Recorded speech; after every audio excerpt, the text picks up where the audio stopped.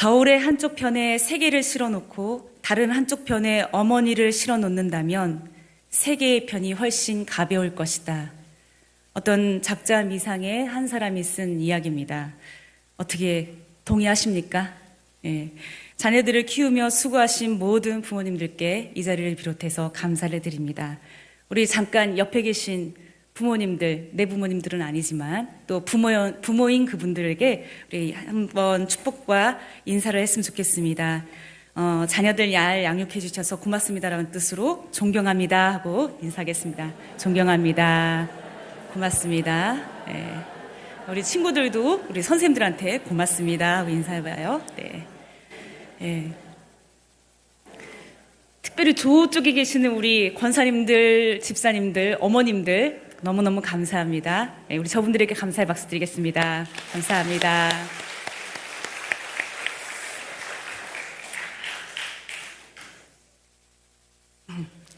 이 자식을 향한 부모의 사랑의 크기가 얼마나 큰가를 강조하는 명언이 우리가 지금 잠깐 나눈 것 같습니다.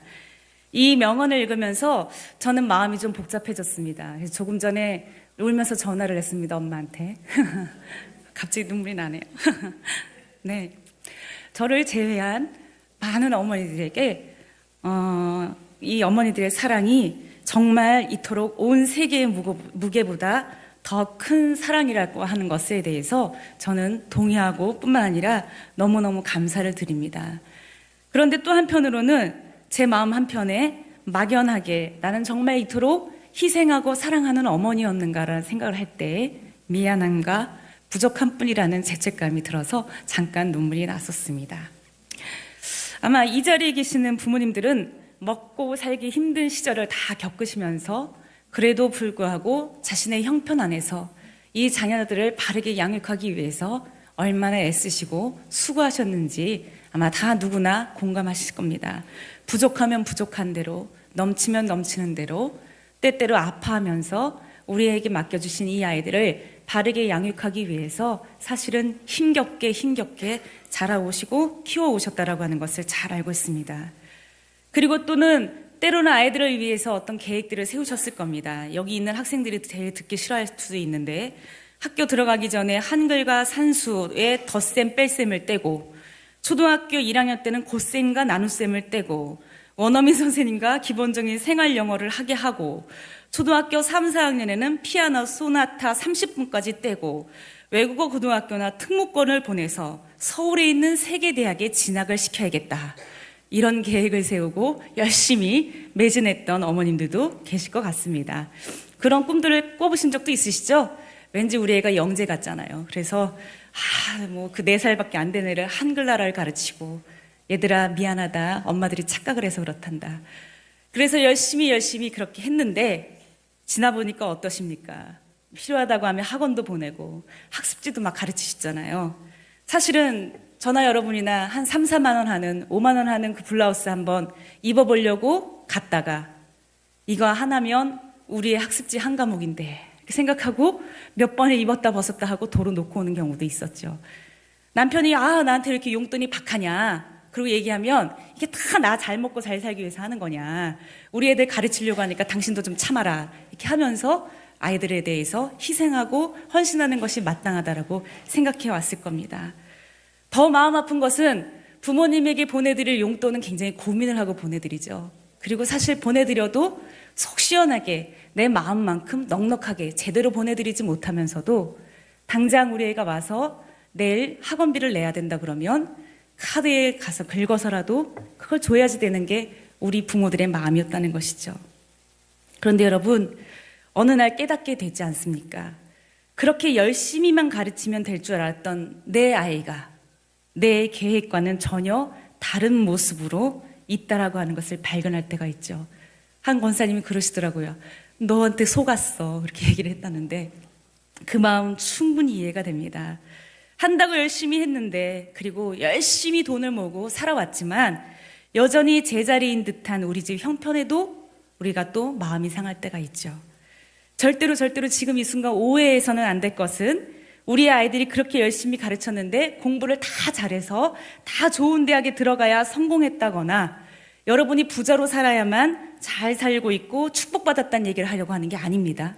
정말로 지금 이 시간 여러분하고 나누고자 하는 것은 오늘 가정의 주일을 맞이해서 하나님께서 우리 가정에 해주신 생생한 목소리를 나누고 싶을 뿐입니다. 시편 127편 기자는 마치 잠언의 말씀과 같은 시를 우리에게 선사해주고 있죠. 국제적인 외교 정세와 함께 전쟁 등 나라를 다스리고 통치하는 이들이 국가적 청사진을 제시하는데 사실은 대부분 그들이 제시하는 그 청사진들이 하나님의 뜻을 철저하게 무시하고 배제시키는 일들이 얼마나 많이 있습니까? 하나님의 뜻대로 돌아갔다면 아마 이 시간, 이 순간 우리가 북한과의 핵 문제 때문에 이렇게 골머리를 앓지도 않을 겁니다.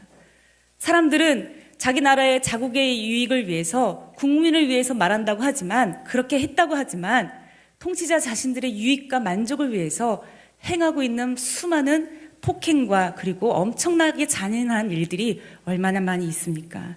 그 모든 것들이 다 하나님의 뜻을 배제시키고 그분의 뜻을 무시하기 때문에 일어난 일이죠. 그런데 여러분, 국가적인 일들만 뿐만 아니라 여러분이 살아가고 있는 이 성도의 일상생활 속에서도 그분의 뜻이 배제되는 것들이 얼마나 많이 있습니까? 잠깐 생각해 보십시오. 하나님의 뜻대로 살고 싶다고 생각하고 고백하지만 하루에도 몇 번씩 나도 모르게 욱하고 올라오는 분노, 해서는 안 될 말들이 왜 일어날까요? 그것은 부당해서라기보다는 사실은 지금 내 이익과 위배되는 상황에 대해서 화가 나서 우리도 모르게 그렇게 해버리는 것이죠. 그 감정에 휩쓸려서 우리 자신을 지키지도 못하고 타인에게 상처 주기도 하죠. 그나마 그것이 잘못되었구나 라고 생각한다면 정말 다행인데 사실은 저와 저를 비롯해서 수많은 사람들이 그렇게 하고도 자신이 무엇을 잘못했는지 전혀 모르고 지나갈 때가 얼마나 많습니까? 그 모든 것들이 사실은 다 하나님의 뜻과는 전혀 상관없이 그분의 뜻을 무시하는 우리의 선택이고 우리의 행동이겠죠. 하나님의 뜻을 수시로 잊고 사는 인류에게 하나님이 주시는 형벌은 바로 우리의 수고가 무익하고 헛수고가 되는 것입니다. 친구가 수학 강사인데요. 이제 아이들이 시험을 보고 온대요. 열심히 이제 수학 지도를 할 거 아니에요? 그러면 시험을 보고 와갖고 학원에서 이제 그날 시험지를 갖다 놓고 채점을 한다는 거죠. 문제풀이를 하면서. 그러면 열심히 가르쳤던 애들은 막 점수가 7점인데 94점 맞고 이런 애들도 있대요. 얼마나 보람이 되겠어요. 그리고 막 어떤 애는 열심히 가르쳤는데 그 좀 희망이 있었던 애였겠죠. 100점을 맞아가지고 이제 막 신나는 거예요. 그래서 그 자리에서 막 축하하고 손을 막 마주치고 막 그런다는 거예요. 그런데 성적표가 나오는 날 그 중에서 꼭 하나나 두 명은 굉장히 좌절한 표정을 짓고 돌아온다는 거예요. 왜 그러니? 하고 물어보면 100점 맞았다고 확신했던 그 아이가 답안지를 밀려 쓰는 바람에 거의 빵점에 가까운 점수를 가지고 돌아올 때가 있다는 거죠. 분명 열심히 했고 노력했지만 우리가 어떻게 예측할 수 없는 순간 실수로 인하여서 그 모든 것이 헛수고가 되는 것이죠. 여전히 다시 한번 강조드립니다. 성적이 잘 나와야만 하나님의 축복받았다는 얘기를 하는 것이 아니라 그만큼 우리 인간이 아무리 노력하고 계획을 세울지라도 우리 자체가 무력하고 연약하여서 그 상황을 통제할 수 있는 힘이 우리의 밖의 것이라는 것이죠. 이것은 그냥 원래부터 우리에게 주어진 형벌과도 같은 것입니다. 그것은 인생이 태어날 때부터 갖게 되는 굴레이죠. 왜냐하면 아담과 하와가 하나님의 뜻으로부터 빗나간 죄의 상태에 빠진 이후로 우리가 하는 수고가 땀을 흘릴지라도 땅이 그 수고만큼 결산을 주지 않는다라고 하는 전 인류적인 저주의 상태에 빠져 있기 때문인 것입니다. 그런데 그렇게 저주의 삶을 살아가는 우리들에게 하나님께서 주시는 은총의 삶은 이것입니다. 바로 우리의 삶이 하나님의 뜻에 맞추어질 때 그분이 우리의 일에 적극적으로 개입해 주심으로 우리에게 은혜를 주신다라고 이야기하고 있는 것이죠. 즉 우리는 내일 이렇게 해야지라고 계획을 세우지만 그 일이 되게끔 하시는 이는 하나님이라고 하는 것입니다. 여러분들 그 일이 되게끔 하시는 그 하나님의 사랑이 여러분들의 삶 가운데 경험되어졌습니까? 사실은 하나님께서 우리에게 얼마나 많은 기회들을 허락하여 주셨고 우리가 생각하지 못하는 열매들을 맺게 했는지 모릅니다. 다 생각하면 내가 열심히 노력해서이지 내가 수고했기 때문이겠지 라고 생각할 수 있지만 그것조차 우리 자신은 먹을 수 있게 하시는 것이 하나님의 은혜이고 축복이었다는 것이죠. 오늘 시편 120편 기전은 그 이야기를 하고 싶었던 겁니다. 우리가 하나님에게 축복을 받고 하나님에게 은총을 받는 것, 그 자체의 뜻이 있는 것이 아니라 우리가 하나님의 뜻에 맞추어져 있는가라고 하는 것을 질문으로 제기하는 것입니다. 사랑하는 여러분, 여러분의 삶은 하나님의 뜻에 맞추어져 있습니까? 그분이 원하시고 그분이 바라시는 것에 대하여 날마다 묻고 대답하고 반응하고 계시는 것인가? 라고 하는 것을 이 시편 127편 기자는 우리에게 묻고 있는 것입니다. 사실 여기 보면 1절 말씀에 이런 이야기가 있죠. 파수꾼의 깨어 있음이 어떨 때 헛되다고요? 여호와께서 성을 지키지 아니하실 때. 즉 적으로부터의 침입을 막는 것은 파수꾼을 세워뒀기 때문에 막을 수 있는 것이 아니라 하나님께서 지켜주실 때에만 막을 수 있다는 것이죠. 이것뿐이겠습니까? 이때 당시에는 농업이 많이 성행했었는데 포도원 농부가 열심히 포도밭을 일굽니다. 두엄을 주고 그리고 잘 전지하여서 필요한 것들이 잘 열매가 맺을 수 있도록 애를 쓰지만 그렇게 수고한다고 해서 하나님께서 비를 내리시고 하나님께서 적절한 햇볕을 주시지 아니하면 그것은 결실을 맺을 수 없죠. 요즘 막 유기농 굉장히 한참 붐이 일잖아요. 그래서 우리 권사님들끼리 작은 말다툼하는 걸 들었습니다. 야, 약을 안 치고 그게 되겠냐? 다 벌레가 나서 먹더라. 지금 유기농이라고 그러는 거 다 거짓말이다. 다 조금씩 약은 준대더라. 그럴 리가 있어요? 약을 다 안 주니까 유기농이라고 그러죠. 그러면서 서로 이야기하는 이야기를 듣습니다. 정말로 예전에 농사를 지었던 분들은 다 아실 겁니다. 열심히 가서 벌레도 잡고 애를 쓰지만 옆 벼에서 해충이 옮겨오면 막을 수 있는 게 없어요. 그것뿐이겠습니까? 올해는 어떻게 잘 지켰는데 갑자기 이제 거들 때쯤 돼가지고 폭우가 쏟아질 때가 있죠. 홍수가 나서 볕단이 다 물에 잠기면 우리 뉴스에도 많이 나잖아요. 막 농부들이 팔을 걷어 붙이고 그 볕단을 세우는 작업들을 막 하잖아요. 그러면서 올 1년 농사 망쳤다고 얘기하죠. 바로 그것이죠. 농부가 열심히 두엄을 주고 열심히 가꾸지만 그 가꾸는 것 때문에 결실을 맺는 것이 아니라 그것을 가꿀 수 있도록 허락하신 하나님 때문에 결실을 맺는 것입니다. 하나님께서는 우리에게 또 묻습니다. 우리의 사랑하는 가족에 대해서 우리는 잊고 있는 것 같습니다.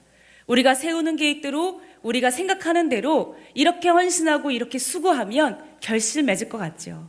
그런데 어느 날 우리 안에 찾아오는 우울과 심각한 공허감은 무엇 때문이겠습니까?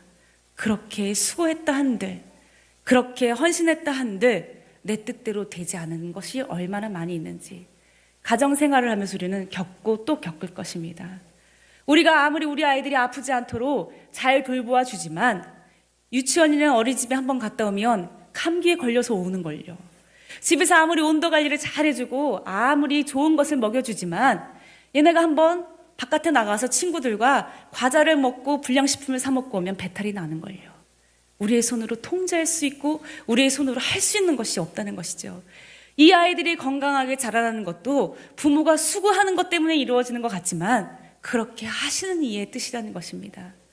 그래서 여러분들, 때로는 우리가 아프고 때로는 우리가 절망스럽고 때로는 우리가 우리 수고대로 결실을 맺지 못하는 것 또한 우리가 부족하고 연약하기 때문이기도 하지만 그것조차 하나님의 뜻이라는 것이죠. 하나님은 오늘 가정의 날을 맞이한 우리들에게 이야기합니다. 그래서 우리가 초점을 어디에 맞출 것인가?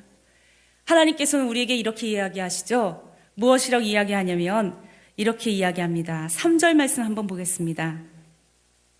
보라, 자식들은 여호와의 기업이요 태의 열매는 그의 상급이로다. 아멘. 제가 아는 사모님은 유산을 10번을 하셨습니다. 아기가 계속 생기지 않아서 10년 동안 인공수정을 시도했고 그렇게 10년 동안 인공수정이 시도되어질 때마다 번번이 유산이 되었습니다. 이제는 포기하고 어린이 소아암 환자들을 위해서 살아가는 삶을 살아가고 계시는데 사실은 그분이 형벌을 받아서가 아니라 우리에게 주시는 이 사랑스러운 아이들조차 우리의 뜻대로 잉태되는 것이 아니라는 것이죠. 예전에 어렸을 때 철 모를 때 그런 걸 했었던 기억이 납니다. 혹시 그런 거 아세요? 이렇게 주먹 쥐고 여기를 꽉 누르면 손목에 뭔가 볼록한 게 이렇게 튀어나옵니다. 그걸 보고 큰 거는 아들이고 작은 건 딸이래요. 길쭉한 거는. 그래가지고 아이들이 초등학교 때 일인데 서로 이렇게 주워주게 하면서 너는 아들을 하나 낳고 딸을 둘을 낳겠다. 뭐 너는 아들을 둘을 낳을 것이다. 이렇게 했습니다. 실제로 저는 이렇게 해봤는데 셋을 낳아야 될 텐데 셋이 아니군요. 사실 그렇게 이야기하면서 우리가 초등학생들도 얘기합니다. 야, 니네 이 다음에 켜서 거론하면 아이들 몇 명 낳을래? 그러면 애들도 얘기합니다. 셋을 낳을 거예요. 뭐 이렇게 얘기하죠. 그런데 정말 뜻대로 되느냐 하는 것이죠. 삶의 자체가 우리의 뜻대로 되는 게 하나도 없다는 것이죠. 그런데 하나님께서 우리에게 이야기하십니다. 이 아이들이, 우리에게 주신 이 귀한 생명들이 태의 열매가 하나님이 우리에게 주신 기업이라고. 아이들만 하나님이 우리에게 주신 기업이라는 뜻이 아닙니다. 이 가정이 하나님이 우리에게 주신 기업이라는 것입니다. 그래서 더더욱 우리는 여기서부터 정신을 차려야 됩니다. 아, 하나님이 주신 기업이구나. 그런 이 기업을 경영하는 것은 나의 수고가 있지만 나의 수고 덕에 이 하나님의 가정이 흥왕케 되어지고 풍성하여지고 기쁨을 누리는 것이 아니라 하나님의 뜻이 적극적으로 개입하지 않는 한 그렇게 될 수 없다라고 하는 것이죠. 그래서 우리는 포기해야 될 것들이 있습니다. 우리 아이들에게 그런 얘기 하죠. 제가 아까 미안한 마음이 들었다고 생각이 들었는데 그런 말이 계속 귓가에 맴돌더라고요. 너 엄마가 그래서 그러라고 그랬지? 엄마가 이렇게 하면 안 된다고 그랬지? 애들한테 그렇게 얘기했던 게 기억이 나더라고요. 너가 이렇게 지금 실패한 거 엄마 말 안 들어서 그런 거야. 그 얘기를 제가 하고 싶었던 거잖아요. 근데 그게 오늘 이 순간 너무너무 회개가 됩니다. 그 아이에게 그렇게 가르치거나 말할 것이 아니라 하나님의 뜻이 지금 이 순간 나에게 무엇이라고 말씀하시는가. 그것을 내가 귀 기울여 들었더라면 너 이렇게 하면 안 된다고 그랬지? 그런 말보다 그 아이를 품에 안고 기도했을 것 같습니다. 사실은 우리가 이 아이들을 위해서 헌신하고 여러 가지 계획들을 세우지만 그 헌신의 계획이 정말 아이들을 위한 것인가? 정말 내 남편과 내 아내를 위한 것인가? 사실 우리의 만족과 우리의 허영심을 채우기 위할 때가 얼마나 많이 있었습니까? 좋은 학교에 보내야 왠지 성공한 것 같고 내 남편이 직장에서 돈을 많이 벌어와서 좋은 차를 타고 다녀야 좀 내가 잘 사는 것 같고 우리 집사람이 번듯해야 내가 괜찮은 성공한 남자인 것 같고 얼마나 많은 우리가 세워놓은 계획과 우리가 세워놓은 그림과 그 틀로 우리의 가족들을 끼워 맞추며 그대로 되지 않기 때문에 그것이 너희들 탓이야, 당신 탓이야 라고 원망하며 하나님의 뜻에서 어긋나는 모습으로 살아왔냐는 것이죠. 사랑하는 여러분, 하나님은 오늘 우리에게 묻습니다. 내가 너희에게 베푼 이 기업이 나의 뜻에 초점이 맞추어져 있는가? 하나님께서는 우리에게 물어보시는 그 뜻이 무엇이냐면 오늘 이 순간에도 하나님 내가 또 실패할지라도 내가 하나님의 뜻에 따라 순종하며 이 가정이 이끌어져 가기를 맡기고 순종하겠습니다라고 하는 고백일 것입니다. 어느 부모님이 돌아가셔서 작년에 어머니를 잃으신 저희 교수님이 쓴 시 한 구절 중에 이런 시기가 있습니다. 이제 돌아가시기 전에 아마 그런 말씀을 하셨나 봐요. 어머니가 이 자녀들이 4명인데 내가 한평생 살다가 자네들 엄마로 살았다라고 하는 것이 너무너무 자랑스럽고 기쁘다네. 그 말씀을 하셨다면서 시에 그 인용을 넣으면서 그래서 내가 그런 당신의 아들이어서 너무너무 감사하다라고 그렇게 쓰는 시를 읽은 적이 있습니다. 사랑하는 여러분, 우리는 지금 이 순간 목이 메이는 이유는 우리에게도 부모님이 계셨기 때문이고 우리도 부모이기 때문이죠.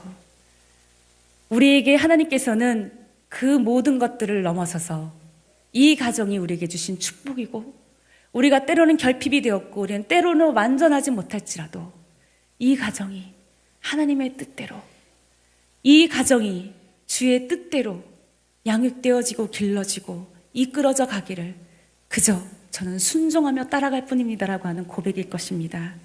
당신이 내 말대로 하지 않아서 네가 내 말대로 하지 않아서 나는 열심히 기도했는데 네가 그렇지 않아서가 아니라 여전히 제 기도가 부족하였고 여전히 내 욕심이 나의 눈을 어두워서 우리를 아프게 하는군요. 하나님, 내가 저를 고치려고 하는 것이 아니라 하나님의 뜻대로 이 가정을 드리겠습니다. 그것이 하나님께서 오늘 우리에게 듣고 싶은 고백일 줄로 믿습니다. 우리에게 가정을 주신 하나님께 감사드립니다. 그리고 이 가정이 하나님의 뜻에 따라 길러지고 경영되어지는 것을 위하여 오늘도 우리 주님의 이름으로 축복드립니다. 함께 기도하시겠습니다.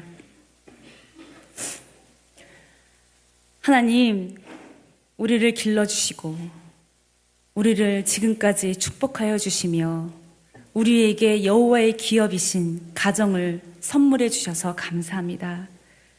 하나님, 우리가 우리의 뜻대로 하나님의 뜻을 잠깐 빌어다 쓰려고 하는 어리석은 자들 되지 않게 하시고 내 생각에 이것이 옳다 할지라도 이 자리에서 그것을 내려놓고 하나님의 뜻의 방향이 어디 있는지를 따라가는 저희들이 되게 하시고 기꺼이 그렇게 가정을 드릴 수 있는 저희들이 되게 하여 주시옵소서. 예수님의 이름으로 기도드립니다. 아멘.